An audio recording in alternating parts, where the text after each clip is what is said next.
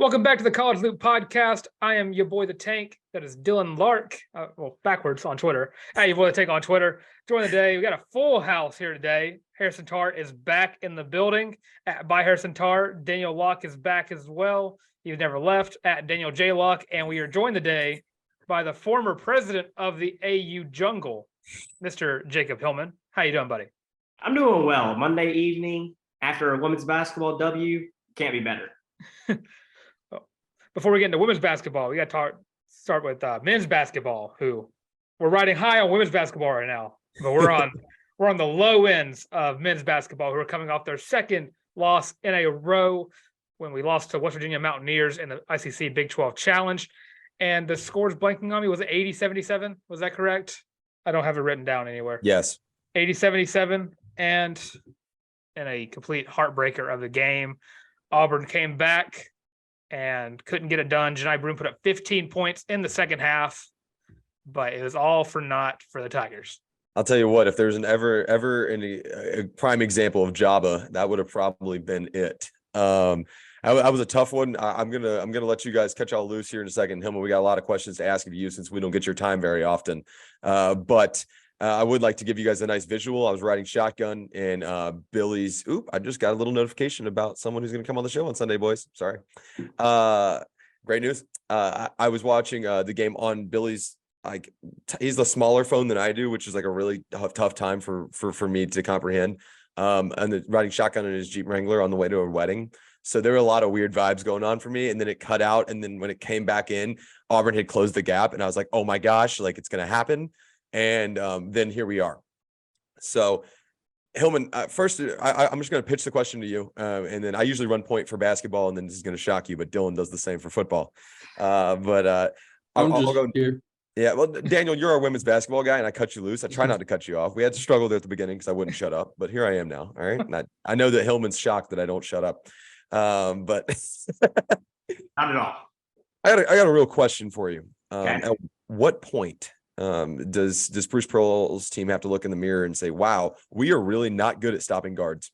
Well, I think Wednesday is going to be a great test because you've got Terry Roberts coming into town, a guy you couldn't stop earlier in January. And it's something that has obviously been a consistent thing with Auburn, not being able to guard Tyrese Radford, West Virginia. Eric Stevenson I give a little bit of slack on Stevenson. He just got hot from three and you weren't going to stop him. You really couldn't defend that either. Whereas Radford, Gigi Jackson, guys like that, Roberts, and then you go back to non-conference play, the USC and the Memphis guards had their way with Auburn. It's something that you're going to have to live with, I think. You're going to have to limit. Go back to that Arkansas game, bouncing back from the Georgia loss when Auburn really limited Arkansas and especially their guards. So I think that's the big thing. It was a 2-3 zone that game. I don't know if that's going to be the case going forward, but that 2-3 zone seemed to work against Arkansas, and Auburn never trailed in that game. So maybe that's something the Tigers go back to. I don't know what Coach Pearl has in plan. We'll see. But what I like about this matchup on Wednesday is you have film to base it off of. You have mistakes to fix. So I think that's the key on Wednesdays. Just doing kind of what you did in those Arkansas through South Carolina games, Mississippi State as well, just to prevent guards from going off. I think you bring up a good point. And Dylan and Daniel, I'm gonna throw this one to you guys. Yeah, we know about Roberts at UGA, but we can't forget about a young man by the name of Cairo Oquendo. I mean, the guy just whenever Georgia seems to need a bucket, it feels like if Roberts is not on, Oquendo is. And that's been kind of the shtick of Mike White teams, right? Getting one guard to bail another guard out and then not really having anyone to come off the bench. It's kind of been his shtick for years. I'm just curious to hear your thoughts, and we'll start with Daniel. You know, you can't concentrate on too much on one guy, but Roberts has the capability of taking over a basketball game. So where do you approach this? If you're looking at from what's been, let's call a spade, a lackluster guard group at times at Auburn, and a group that's definitely been doubted. Right. So the thing is, and this is not Bruce Pearl slander at Michael Floyd. This is just kind of a fact.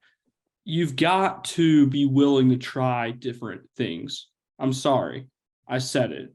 If someone's hot, they're hot, but you've got to try to slow them down one way or the other. So just if it's not working, change something for the love of God, man. Like it drives me nuts when I'm watching these games and just one guy, whether it be Eric Stevenson or the guy from A&M or the Georgia guy I'm talking about right now, his name's escaping me because it's been a long day. Cairo Quindo. Right. Terry Roberts. Those are the ones. So when those guys start to cook, you've got to find something. So I guess you start with Zepp and Wendell, your two best guards, who defensively at least. It starts there. Okay. If they're not working, see what KD can do. Don't linger too long on that if that's not working either. Because if that's not working at the beginning, it's not going to work, period. Switch again. Well, I do think in that West Virginia game, we saw KD come on and turn things up. So it's a good thing to see positives from him, especially in that second half. He took over in that second half for sure. I'll tell you this though, Hillman, to your point about KD and Dylan, I promise you're going to get to talk here in a second. I know that you're just salivating over there in your AU hoops trucker hat you got going on. But there are times where it's like, oh my gosh, it's very good that KD Johnson's on the defensive end of the floor, and then you watch him with his shot selection. You're like, is it worth it? And I know he's good at circus shots. I mean, we've got a couple of guards on the Plains that are pretty good at that, Hillman. But sometimes you got to sit there and wonder how much of it. How nervous do you get when KD Johnson starts putting the ball on the floor? Well, the thing is I know what's going to happen, so I'm not very nervous. It's more, all right, I hope this goes in. But for real, if he finds a rhythm like he had the first half of last season, January of last year, I would say, and he can find that. Hey, look, who knows? Maybe if he just put February of 2023 with November of 2021 through into January of 2022 together, you put together a full season of KD Johnson. I don't know. Maybe we'll see. I just need to see more of that. And what we saw in the second half Saturday, that was a good start. He was forcing steals. That's what he's best at, and Sure. he was able to get to the basket and score with it.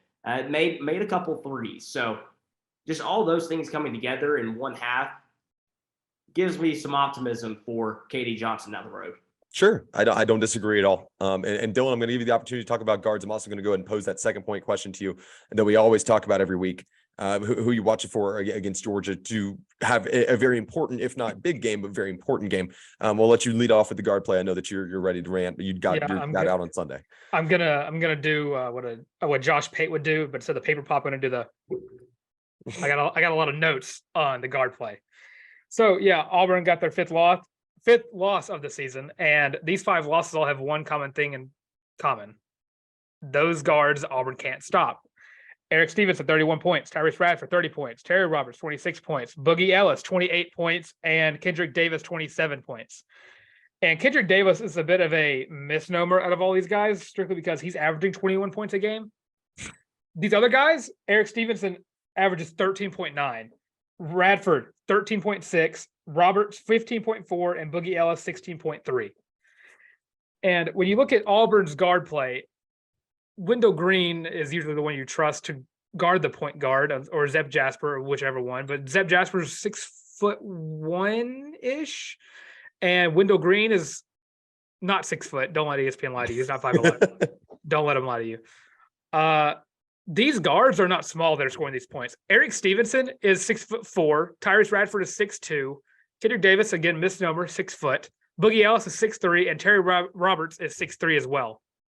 These are some tall guards that Auburn doesn't have the height to cover when they shoot. Like these 5 guards aren't your drive in and try to score under the bucket guys. These are I'm going to shoot over you because you're putting a short guy on me.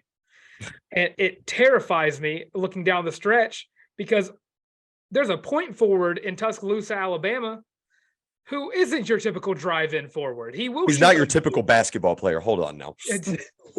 I don't want to compare him to Jabari Smith, but he has the height and the frame of Jabari Smith. And Auburn doesn't have a single player on this team that can guard him. And if someone's going to break the streak of us losing to guards, putting up 25 points, it's going to be Alabama, because Brandon Miller is going to put up 30 points if we can't find a way to stop him. And I feel like Auburn's best chance of stopping him, we haven't seen in 2 games. He hasn't played since he popped off in South Carolina. I don't know where he is. Does anyone have any idea where Johan Traore is? That's what I'm talking about. No. Crickets. Crickets. My guess would be the return of Chris Moore, kind of put him back down on the depth chart, but still. It's a valid question. Yeah. And like Brandon Miller is 6'10" or 6'9". He's one of the two. It doesn't really matter when you're that tall. Janai Broom is not a perimeter defender. He is under the basket. And if you want to make a perimeter defender, who's going to guard on the basket? You're going to have Dylan Cardwell getting starting minutes and put Janai Broom at the floor? Yeah. And you have to have I think Johan Traore has the only little bit. Jay Will could probably do it, but probably couldn't do it as well as Johan Traore at full potential could. But it begs the question, I gotta ask it again. Where is Johan? He just had his come out party against South Carolina. And we've lost 2 games in a row where he has had 0 minutes on the court. I go back to what Daniel said. It's not discrediting BP's work at all, but like, where's our beef at over there? So we have Brandon Miller in 5 games. Hillman, go ahead. It's interesting because he was getting minutes prior to that South Carolina game, and it was all building up to that where he wasn't contributing as much. He was getting 6-7 minutes and wasn't contributing a lot. But then, like you said, the South Carolina game, he looked confident out there. He made a couple threes. He had that big dunk. It was something that I don't know if it was going to change his entire season or forecast of it, but it certainly looked good for Auburn in the fact that he was going to contribute and be a difference maker. And whether it's in that Alabama game against a guy like Brandon Miller or just in general throughout the season, I certainly thought there was a chance to really build on that game and let him start to shine. I don't disagree. Dylan, we're going to start with you. Player to watch for Auburn that if they have a big game could really be impactful against Georgia tomorrow. I don't want to take away from y'all's conversation, but we do have some other stuff to get to.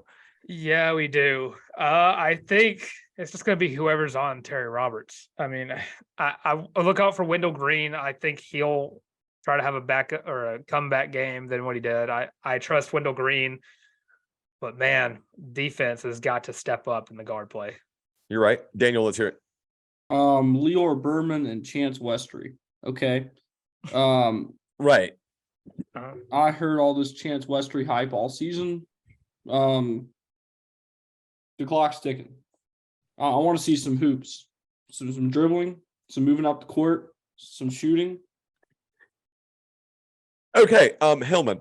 Well, usually I would say Jalen Williams in every game because I seriously think until he really takes over and becomes the alpha dog on this team, I still think he can do that. But for this game specifically, I'm going to go with KD Johnson. Coming off that second half against West Virginia, going against his former team, you got the guard play of Georgia.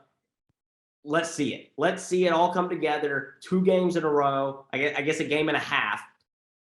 But if he does that, I have a lot of faith going into the rest of the season, regardless of how these next several games go, because you're in a tough spot. It's a gauntlet. Right. It's tough. And, if you look good tomorrow night against Georgia, then next Tuesday at Texas A&M becomes just almost not really a game you have to win, but a game you win and you feel really good about where you're at. So I think KD Johnson continuing to stay on track against Georgia, that turns into stopping the guards and more offensive productivity. That is what we need against Georgia. Well, I'm going to be really quick here with my pick, and I'm going to throw it back to Hillman for a little segment I invented called Hillmania Talks Hoops. You're welcome. I built that out for you. I'm going to go with Alan Flanagan. Actually, this is a guy that it feels like it's a roller coaster with him throughout this whole year. It is. We used to joke the Bo Nix experience. I think that we could probably make an argument for the Alan Flanagan experience. You're going to see phenomenal highlight reel dunks that'll get the jungle losing their mind. You're also going to see some really, really painful turnovers. The biggest thing I want to see out of Allen Flanigan are two things. I don't mind the turnovers as much as I mind the shot selection. The shot selection really can grind my gears early in the shot clock. You're late in the shot clock. I get it. I understand. Putting the ball on the floor, I don't love it. I really don't. I know he's listed as a guard. In my mind, he's just kind of a short forward. He really plays that three position in my head canon. I know that he dribbles the ball probably more than most forwards do, unless your name's LeBron James. But he's one of those guys that if he has a good night, Auburn tends to have a good night. If he doesn't have a good night, Auburn could still wind up having a good night, but it's more of uphill sledding because he does add value on the defensive end of the floor, specifically on the boards. So that's who I'm going to keep my eye out on. If Flanigan has a good game, I feel good about Auburn's chances against Georgia tomorrow. Question: looking at the bigger picture here, Hillman. Okay. And I'm asking you this because we've all kind of beat this horse to death, and I'm interested to get your insight here. Auburn basketball not in the spot that they were a couple games ago. Just call a spade a spade. They hung on for dear life, wound up in the top 25 again this week. And I think if they don't win their next two games, they will probably be out of the top 25. I think one more loss is probably all it takes unless you go on a nice little decent run here. How does Auburn course correct to a point where they should have some form of confidence heading into the month of March and April? Well, it certainly starts with the defense. The things we've already talked about so far. Stopping the guards, not letting guys, those superstars, those scoring guards, go off for 25 plus every single game. That's first and foremost. But I do think on the offensive end, I also touched on this. Jalen Williams coming into his own and really just becoming that alpha on the team and taking a lot of shots throughout a game and being the guy that they look at. And I know his teammates do this. He talks about this every time. Every time Andy Bertram talks to him on the Regis Bank postgame show, he says this. He says, my teammates tell me to keep shooting the ball. And I wish he would listen more and more because he is such a talented player. That mid-range sky hook he's got is automatic. It was automatic on Saturday against West Virginia. And he can shoot the three ball well. He knows how to get to the basket with that left hand. He's beginning to remind me a little bit of Chuma Okeke that Final Four year where, freshman year Chuma, he didn't really think much of him. He was a good player. He was grabbing rebounds. He could score some. But in that sophomore year, towards the second half of it, yeah, exactly. Chuma Okeke, he just went crazy. Now, obviously, Jalen Williams, different story. He's a senior. He sat behind so many different guys now. And I think he had, for those 3 years, he'd settled in to whatever role he was given. And he was a team leader and he was happy about it. But this year is the year he needs, you could say this is the year. And this could be the time Jalen Williams really takes over. Now, obviously, we're well past most of the year. So maybe this is the month, February, where Jalen Williams becomes one of his own. And he really dominates and is the leading scorer on this team for several games. He can win you games. He can go up. We saw that Mississippi State game when he scored 21 points. It was like, whoa, this can happen consistently. And obviously it hasn't happened consistently since then. He had a nice game following that up against LSU and then South Carolina. But in these losses, it's the same thing where it feels like he disappears for half the game. And if he's there shooting shots and getting out of his funk and creating openings for his teammates, that's what changes his team. And I really think can open things up for Auburn. Because Janai Brewer, he's great. Wendell Green can be great. And Allen Flanigan, we saw the flash these past couple of weeks where it's like, all right, hello. If he picks it up still, I mean, you've got a great starting five that can really, I think can deliver in March. They just don't look like it right now. It's got to come together. I think Jalen Williams is the glue for that. Well, let's not forget before we transition over, and I'm about to open the floor up to Daniel for a big time women's basketball win tonight. But let's not forget that 2019 Final Four team didn't look that great right now at this point. No, they did not. So 4 years. This is airing Tuesday, right? Mm-hmm.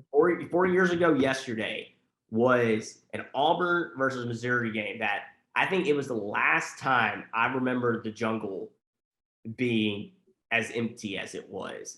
I kind of want to get the exact attendance number because it was nowhere near a sellout. Yeah. Well, Go you're ahead. welcome to chime that one in while we're talking women's hoops. You're welcome to look that one up while we talk it. Here it is. We're not going to hurt. Oh, you got it? 7,213 people were in attendance. Ugh. 4 years. Auburn versus Missouri. Auburn was 14-6 overall, 3-4 in SEC play, defeated Missouri 92-58. Missouri was 1-6 in SEC play at this point, so not a very good team. But Good night. that's my point. Auburn's 6-2 in SEC play. Over the next 2 weeks, likely that's going to change. But you're in a good spot. You just got to figure things out tomorrow against Georgia. Well, let's move from a team that's 6-2 in SEC play and talk about a team that's 3-6 in SEC play. One's pretty exciting last night, wasn't it? It's you're not entirely wrong. We're coming fresh off of this, and Daniel Locke and Jacob, you were all also on site there. You guys got to see what was it called, the Groove and Grands, or I don't remember what they're called, but they were I'm so mad I wasn't there. Like I said, hey, if Rihanna beats that in 2 weeks, then that's a heck of a halftime show. That's all I gotta say. All right, I'm going to open this up to Mr. Locke, and I'm going to let him kind of round table this one while we kind of power through and get ready for some Cruton later on. And Daniel, the floor is yours for the third consecutive SEC win, first time in 6 years for the Auburn women's basketball program. Absolutely. So my internet's kind of spotty, so I'm not going to test ESPN. So we're doing this the old-fashioned way tonight. I love it. I love it. 2 double-doubles, okay? That's great. All right, Carissa Richardson. Phenomenal night. Hold on, let me find her on my sheet here. Career night. I'm looking at Florida. That's probably my fault. 15 and Okay. 7. All right. We're ready to go. 15 and 7, as 17. Tarr just said. 15 and 17. Right. That's what I meant to say. Aisha Coulibaly, 14 points, 11 rebounds. That's what it's going to take right there. More than Aisha Coulibaly scoring, rebounding, passing the ball. Excellent ball movement. Like, I think Coach Jay should go to the next men's practice and coach some ball movement because the women can do it. The women are great at it. I don't know what's going on with the men's team, but Coach Jay's doing it right. Okay. And just the way this team fights, and they got down 9 early. They held Florida without a point for 10 minutes. And 8 minutes in the second. 9.5. Yeah. 9.5. I was close. To the third quarter. Yeah. So they completely erased the deficit in no time flat. And they do this thing that really annoys me sometimes, where they'll be down like 8 or 9, and then they'll get to being down like 2, and then they'll give up a 6 or an 8-0 run, and then you're right back where you started. Welcome to Auburn Athletics. Welcome to being an Auburn fan. Because I was prepared to tweet about that. I already had some tweets drafted about how they were like down again. But luckily I got to delete those, and that felt good to delete those. So, yeah, just the main point is great team effort tonight. They moved the ball around. They got the ball inside, which is where this team is best, and they stayed out of foul trouble. And something else, I think, to add on to, you're down 8 or 9, and you make a nice run, and it felt like a lot of these games where the opposing team answered right back and with its own run of 10 points or so. Something else, I mean, winning by 11, I feel like it was a big deal. Man, these past couple games, the first 2 games of this winning streak, holy cow, heart attack games. And you're like, all right, these wins are nice, but how do we get a comfortable one? And going into that fourth quarter, you're up 10, and I'm thinking, they're going to make it this close, aren't they? Sure enough, just Auburn answering every single Florida bucket, turning the Gators over, just doing all these great things that I don't know if this team 2 or 3 weeks ago does. They made these plays that they're aggressive. They're diving for loose balls. They're doing everything you need to do right. Especially, like I said, 3-game winning streak, and you get a convincing one at that last night against Florida. I want to add on to that for just a second, Hillman, because I think you bring up a great point. This is one of those occasions tonight where when you're going into the fourth quarter, you kind of said this, and I'll echo it. I'm sitting here thinking to myself, so how are they going to blow this one? And it's not that I expected them to lose. It's not that I'd counted them out. It's one of those things where this team has just not been, I don't want to say capable, but not been very good at putting teams in their back mirror. I say in the rearview mirror, and I say this about the men's team all the time, but we have very, very high expectations for the men's team. Right now, Auburn fans are just looking for improvement out of the women's teams. And I mean, hell, you've seen it. It's here. Hello, three in a row. And it was very impressive. I don't give a rat's rip about how good or bad Florida was. Not a good basketball team. Whatever. Who cares?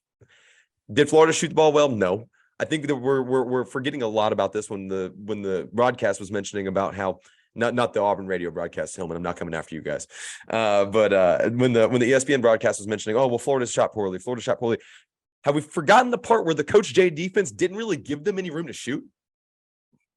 This team, whether they were playing man, whether they were playing zone, whether they were playing help defense, they trapped in the second quarter like a lot. They don't care. They're going to stick to their brand. And first off, that's been the most impressive thing for me to coach, for me watching Coach J's teams is she's instilled, look, we may get steamrolled, but we're going to stay committed to this defensive scheme. We'll adjust as need be. And seeing players progressively buy into that. Now, granted, Auburn's healthy. That's a game changer, right? But seeing players progressively buy into saying, hey, if we can commit to playing this brand of defense, it'll level out. That's been impressive. So that's my pedestal. I'm sorry, I didn't mean to. I'm gonna say big time Britt Bowen, by the way, voice of women's basketball, Auburn women's basketball. Hey, that's right. He needs some criticism. He needs to make sure he's keep his head small. Don't let his head get too big, okay, Harrison? You know what? I'm gonna make sure I clip that, Dylan, and I'll make sure and put that in Britt's inbox this afternoon. Maybe we can get Britt on the loop and get the contrasting opinions there. That'd be that. We don't need that to happen. I think we do, actually. I'm hearing clicks. I'm hearing clickbait. I'm about ready, Dylan, to get to where we're going to talk some football. So it's getting mighty chilly down here on the plains, and we're going to toss Dylan Larck the rope. All right, this past Saturday was Auburn's junior day, but before we get into junior day, yesterday or 2 days ago was the conference championships. We're going to throw out a little shout out to the 3 Tigers who are going to be going to the Super Bowl. Prince Tega Wanago, who is on the Kansas City Chiefs, and we have 2 Eagles, Jack Driscoll and Aaron Cepas, who is hurt right now, right? He's on the injured reserve, but he was the starting punter for the majority of the season. Hey, I've got an idea for a graphic. You need to make it like the Penn State graphic, where every Super Bowl there's been an Auburn Tiger, except for 4 since 1961. Whatever it is, whatever the stat is, do it for Auburn. I think that'd be a great idea. Congratulations, Hillman. You're going to be in a graphic, but it won't be that one. I have that graphic saved on my phone. It is in my favorites because it's the worst graphic ever made. Please carbon copy it, but do it for Auburn. I think that would be hilarious. Oh, dude, I will do that. You don't have to tell me twice. Great, Hillman. Thank you for my podcast feed looking like this in the future. I appreciate you. I thought it was hilarious when you brought that up. That's all I could think of was Penn State. You know, I'm glad you mentioned it. Actually, Dylan Hillman brings up a good point here. Before we get into junior day, let's talk Auburn Twitter moment of the week. You know what? Let's do it. It's a clear answer, and I'll let you go ahead. So there's been if you're familiar with last year's football coaching staff, you know of our wide receiver coach Ike Hilliard, who has made it his day job to go through every Auburn Twitter user and block them for no reason. All right, you want me to let you in on a little secret of mine? I've followed and unfollowed him 6 times in the past 2 days to try to get blocked. God, dude. He was like one of the brightest spots of that coaching staff. Why? I think that I didn't get blocked because I've tweeted too many good things about the Steelers or too many things about the Steelers painting me, and maybe he understands. Well, you're not wrong there. Yeah. But our runner-up was Derek Hall getting out of his Ram 1500, which is jacked up like 7 feet. The best. I'm not a big truck guy. It's sweet. Oh, dude, it's awesome. I just love it because like he's such a large human that it looks like a normal sized truck. It's fitting. Yeah, and I can't help but think of that meme. It's like my papa drives a Rolls Royce. My daddy drives a Ram 1500. Well, and here's the thing. The great thing is he loves that stuff. He is obsessed with that truck. It's insane. And this isn't something I saw a reply on Twitter about, the NIL. He's had this well before the NIL money. He loves this. He's had it probably since high school. and he's just built it up as he's worked for money. He's just put more into it, and it looks incredible. I love this. Oh, it's a sweet truck. I'm a huge fan. This is a story I didn't know, but I did need to know. Oh, there is a long backstory about Derek Hall and his trucks, and honestly, I hope it comes out in his draft. As he's approaching the draft during all of that. Oh, I cannot wait. I'm not even going to make the jokes. I'm not even going to make the jokes. Are we thinking of the same jokes about the NFL draft? Just in between two people that have like tragic upbringings. Here's Derek Hall working on his pickup truck. Well, he pulled up to the Senior Bowl in that truck, and we'll probably have more insight on the Senior Bowl on the Thursday episode, just to preview Iku Leota and Derek Hall's draft stock and whatnot. We'll probably throw some Owen Pappo in there just to get Tarr's fix in. But we've got boots on the ground with the Auburn Daily there. They're spending the whole week there in an Airbnb, air quotes, working. Yeah, I'll believe it when I see it. I think they're just eating shrimp and hanging out in Mobile, which, like, that's a vibe. But we'll see who we can reach out to. Maybe get a couple people on that are bigger on Cruton than we are. We're trying to get there. But that's a nice transition. Junior Day was this past Saturday, and Auburn and Hugh Freeze brought the house down. The amount of recruits we had, 180 plus class of 24, 25 through 27 players came to the Plains on the same day as Alabama's Junior Day. Big time. Last season, Brian Harsin brought in 20. Hey, it wasn't about getting the most guys, it was the right guys. Well, Auburn got the worst guy. Yeah. And then we replaced him with the guy who wants to recruit players. Speaking of some players, there's some dogs, Dylan. There's some absolute dogs in this class. I'm going to let you run through a couple of your favorites, and we're going to end with a guy who literally his parents had to drive him there, not because he doesn't have a car, but because he legally can't drive. Well, to start off hot and heavy, if you're a fan of the show, you know I love the big boys up front.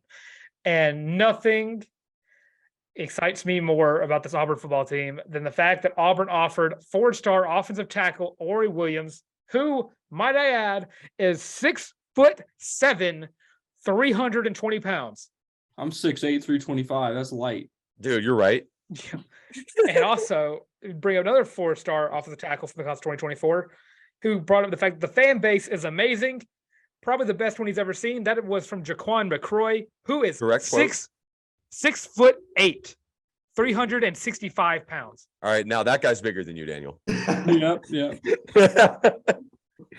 The commitment, and this is where I was going to ask you, Hillman, and talk a little bit about Cruton. I know that at some point you get Auburn overload, and there's at some point you got to draw the line, and I get it. But from an overall perspective, if you look at the commitment to what Hugh Freeze is doing in terms of his recruiting strategy, it's become blatantly obvious. You address the positions of need. That's a given for any head coach. But he's gone to work in the trenches, and he's gone to work in the secondary more so than he has skill positions. So I'm curious to get your insight here. I personally think this is the right route.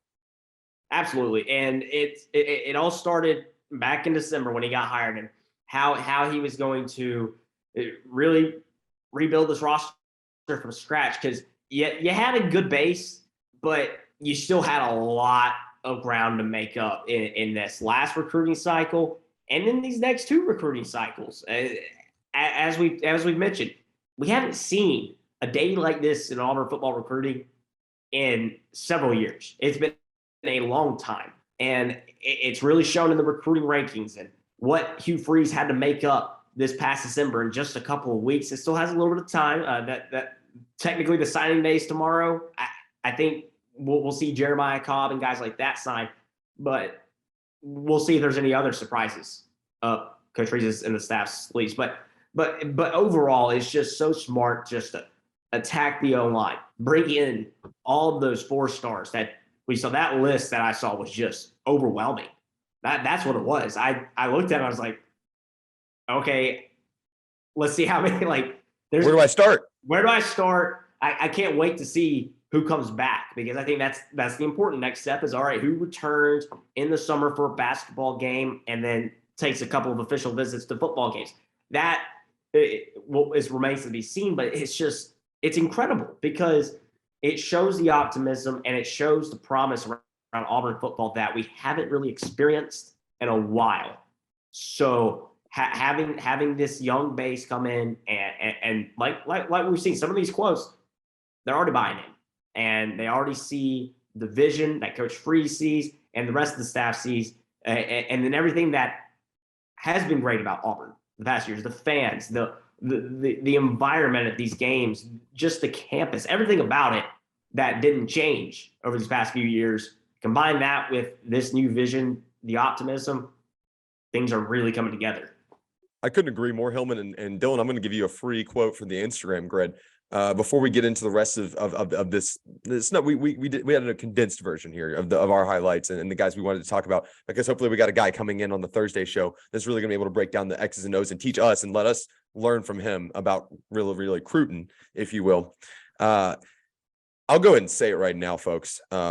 This junior day, it's not even close. It blew last year's Big Cat Weekend out of the water. For those of you not familiar with Big Cat Weekend, biggest recruiting weekend at Auburn every single year. Every school's got one. It's got a different nickname, but it's huge for the upcoming seniors. This year's Big Cat Weekend is going to be something of the caliber of early Malzahn era, and that's good. That's very good, folks. That's great news for Auburn fans. I think that this could be possibly one of the biggest, if not the biggest, Big Cat Weekends we've ever seen. The biggest Cat Weekend? The bigger Cat Weekend. Biggest. I like this. I like that. Well, 23s. Yeah, I guess 24s is his first real class. We'll say the biggest Cat Weekend. I like that. 2023 is your sample size, right? It's your baseline where Hugh Freeze had very little time to get this class together. 2024 is going to be where you can start giving out letter grades. And right now, the early stage work Hugh Freeze and company are putting in is an A+. Nothing short of it. I mean, this is stuff that if people go and get mad at me, I'll go and throw around some names that are going to piss some people off, and that's all right. This is the caliber stuff you see from the early stages of Kirby Smart's, the early stages of Brian Kelly's. I know you're going to go ahead and clip that one and go ahead and put that down. That's okay. Oh yeah, but I don't think I'm wrong. And I'm not saying that Auburn's going to be the next back-to-back national champion. That's not what I'm saying. But they're getting to the point where they can recruit with the big dogs. And that's if you're going to win in this conference, that's what it takes. you were not wrong. And you brought up, this is just a sample size. Good God, what a sample size this recruiting class has been that he's brought in class of 2023. Because holy crap. I mean, turnaround. You can look at what he's doing with the 24s. Let's look at what he's doing with some 25s. I mean, four-star quarterback Antoine Hill came in. This is a guy we expected to get the Auburn O, picked up the Auburn O this past weekend, and he literally said verbatim, I hope if I come here, he could do the same thing with me as he and develop me so I can get where Malik Willis is. Folks, that is good news if that's a guy that you want on your roster. And let me let you in on a secret. I think Antoine Hill is going to be a 5-star by the end of his junior year of high school. I think he's got that big of an upside. And if you slide down to, and I said we're going to round out with him, but we'll go and do this before we move down. 2027 quarterback Trent Seaborn. Everyone's talking about him across the country after what he did at Thompson against Auburn High School, and absolutely made some seniors, guys 5 years older than him, look silly. His direct quote per the Montgomery Advisor. I think they're great coaches. Talking about Freeze and offensive coordinator Philip Montgomery. I was really impressed by their teachings and what they had to say. Coach Freeze, Coach Montgomery, they're great people, and I hope that maybe one day I'll get to play with them. Excuse me. Hello. What? This is a 27. That's nuts. This is a 27 that everybody in the country is going to want. Just dropping that mic there, Dylan. I'll let you get back to the 24s. Well, let's also talk about the fact Hillman, that did we cut you off, Hillman? I'm sorry. Well, I was going to say about him is also, I mean, like you said, this kid is going to be someone that everyone wants, and you're going to see him on the Alabama state stage and national stage in the coming years a lot. And absolutely. And having him in the home state and targeting him this early, that makes a huge impression, and it's a big deal. And one little tidbit, Dylan, before I get back to you, he goes to Thompson, a school that Auburn has historically been very, very bad at recruiting at. if he can get traction early at Thompson, get players interested in a perennial powerhouse on the national stage. What are they're 4-peat winners now, right? 4-peat in the state of Alabama. I mean, they are a juggernaut in high school football. If you can get kids there talking about it with their leader of their teams, like on field general, I mean, that never hurts. It's a lot like we're talking about the comps with the Darren Reed commitment out of Phoenix City, Central Phoenix City. It's just a huge deal. Sorry, Dylan, go ahead. That's just, I'm very passionate and very hopeful about that. Oh, well, you're about to go into the conversation I was about to start up with the fact that Hugh Freeze is doing something that we've not seen since maybe Malzahn, that we have a coach who's actively trying to recruit within the state of Alabama. And Auburn has been not even second place in Alabama in recruiting. We've been behind Georgia, we've been behind Florida State. All these other schools are coming into our state, and Central Phoenix City is 45 minutes away from Auburn. Those guys should be locks. They should be not a problem. There's no reason why Auburn football coach cannot go right down the road and bring these kids in. There's no reason whatsoever. And bring up like Jamarion Burnett, dude really wants to come here. 4-star running back out of Andalusia, Alabama. And he had to say he was kind of disappointed the fact that Cadillac Williams was there, but he still was there talking to Hugh Freeze, and he still really enjoyed being around Hugh Freeze. 2 things about Jamarion Burnett. One, he's the best nickname in this class so far. It's Fat with a PH. Hold on. Ori Williams, his name is Big Baby. There's also a kid whose name is John Wayne. So there's that. We said nickname, not name. Not name. You're right. But Jamarion Burnett, first off, great nickname. And second off, his only drawback this weekend to what we thought might have been a commitment and could still be a very soon commitment was the fact that he wanted to talk to Caddy in person. He was just a little bummed that he was sick. Okay. Sure. Come back next week. I told Dylan this. We talked on the phone earlier. Dylan and I did. I said, I don't think that matters even a little bit. I think that kid was probably like, oh, that sucks. Cadillac Williams was sick. Hope he gets better. Let's chat soon. And Cadillac will probably say something to the effect of, sure, when do you want to hang out? It speaks volumes of what the staff that Hugh Freeze has brought together, that these recruits are really ecstatic about talking to these position coaches. And I know Cadillac is an associate head coach. Cadillac is above all else right now at Auburn. But good God, do these players, kids, high schoolers, they love Cadillac. And the fan base loves them. Cadillac, right? I know he's an associate head coach and he's going to be a head coach very soon. But holy crap, you need to throw him some money. We cannot lose Cadillac ever. And here's the thing. We saw how much he loves Auburn and how much Auburn's giving back to him. Like he says, if you love Auburn, Auburn will love you back. It's just exciting to see him bring this type of passion and it rubs off on everyone. That's for sure.